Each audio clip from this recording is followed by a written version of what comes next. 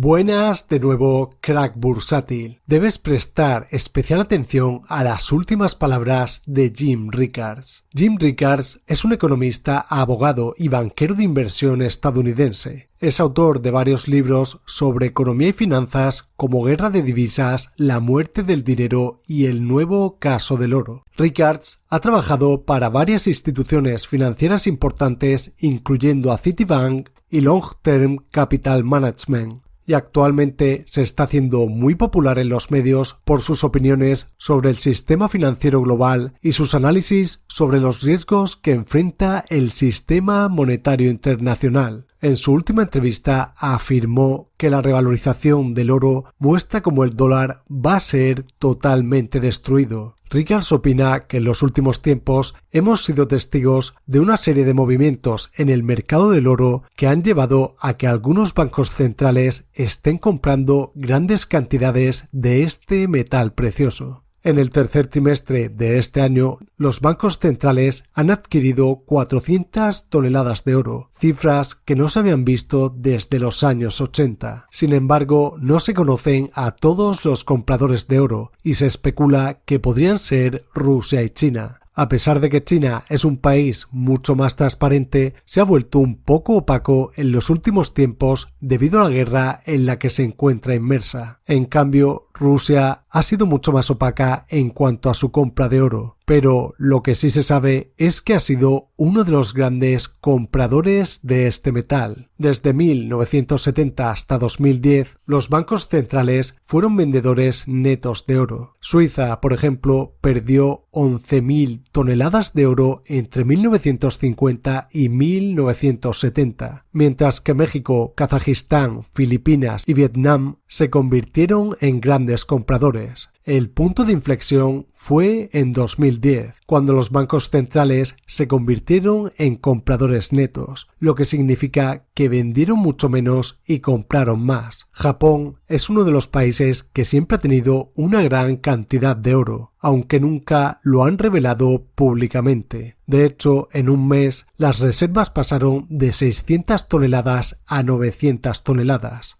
Y eso no es posible. El mercado no puede comprar 300 toneladas en un mes, ni un país ni un pedido. Pero se cree que Japón siempre tuvo este oro de forma oculta. Y aquí Jim Rickards relaciona estas grandes compras de oro con la inflación que estamos viviendo. La inflación es un problema que preocupa a muchos bancos centrales, ya que los precios aumentan y el valor del dinero baja. Hay dos tipos de inflación, la inflación de costos y la inflación de la demanda. La primera surge del lado de la oferta, es decir, cuando hay escasez de productos en el mercado, como está sucediendo en el caso del petróleo debido a la guerra financiera y económica que existe entre Rusia y Estados Unidos. La inflación de la demanda, por otro lado, surge del lado de los consumidores, cuando estos se anticipan a un aumento de los precios y deciden comprar antes de que suban. En este sentido, la psicología del consumidor es clave para entender la inflación de la demanda. En resumen, la compra récord de oro del Banco Central podría ser una señal de que los bancos centrales están preocupados por la inflación y buscan protegerse ante una eventual caída del valor del dinero. Rickards pone de ejemplo que en 1970 el aumento de los costos del embargo del petróleo árabe en un principio se transformó en un aumento de la demanda, pero terminó siendo un gasto fuera de control. Sin embargo, ahora la inflación surge del lado de la oferta, con costos más altos de combustible y otras escaseces en los cuellos de botella. Uno de los principales factores que influyen en la inflación es el precio del petróleo, ya que todo tiene que ser transportado y el combustible se integra en el precio de todo. La Fed no puede hacer nada al respecto y las cadenas de suministro se están desmoronando incluso antes de la guerra en Ucrania, que ha empeorado aún más las cosas. La Fed se está enfocando en el lado de la demanda y trata de controlarla antes de que se salga de control.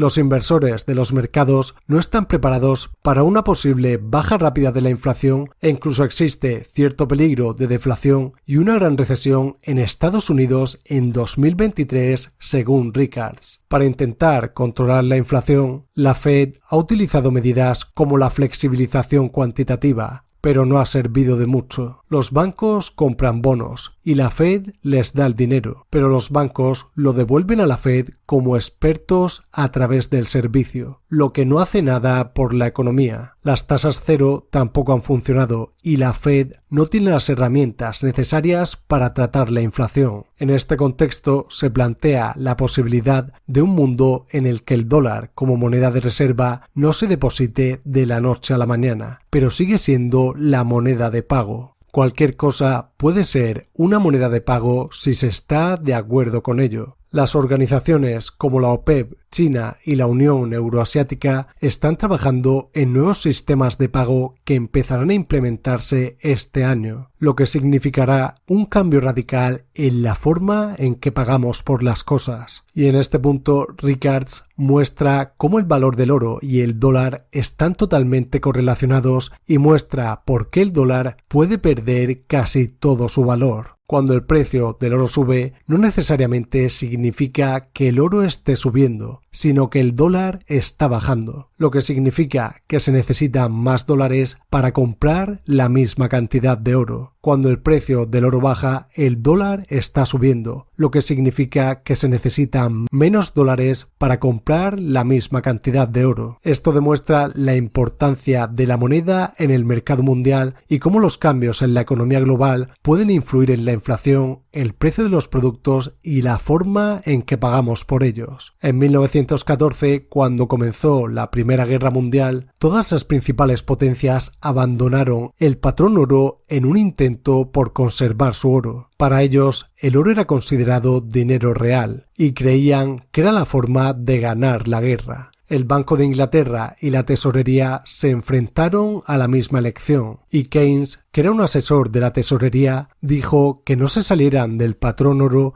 y que se quedaran en él para preservar su reputación y crédito. Sin embargo, Keynes comprendió que la guerra no se ganaría con oro o dinero, sino con crédito. Pero si Inglaterra se mantenía en el patrón oro, tendría el crédito que necesitaba para ganar la guerra, y así fue como sucedió. Francia e Inglaterra ganaron la guerra, pero no fue así para Alemania, quien perdió y sufrió una gran inflación como resultado. El punto es que Keynes entendió en ese momento, en 1914, que el patrón oro era la mejor opción. Pero en 1925, cuando habló con Churchill, quien quería volver al patrón oro, Keynes le dijo que se estaba equivocando en el precio. No podían regresar a la tasa anterior y debían devaluar la libra esterlina a la mitad debido a que se había duplicado el suministro del dinero para luchar en la guerra. Churchill ignoró el consejo de Keynes, lo que resultó en una recesión y depresión antes que el resto del mundo. En 1944, en Bretton Woods, Keynes quería el patrón oro, lo que fue objeto de especulación. Escribió artículos y dio presentaciones formales. El resumen es que en 1914 Keynes quería el patrón oro, pero en 1925 cambió su opinión y le aconsejó a Churchill que se alejara de él. En 1944 cambió su opinión nuevamente y quiso volver al patrón oro. Este cambio de opinión se debió a su creencia de que la inflación del lado de la oferta puede alimentar el lado de la demanda, y pensaba también que la inflación del lado de la demanda se podía alimentar a sí misma.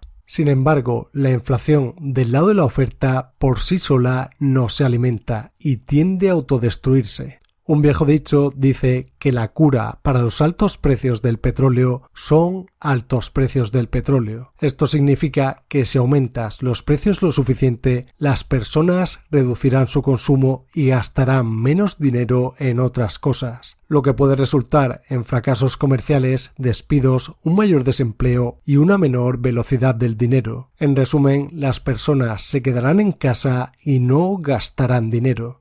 En la actualidad estamos viendo una inflación alta, lo que es doloroso para muchos.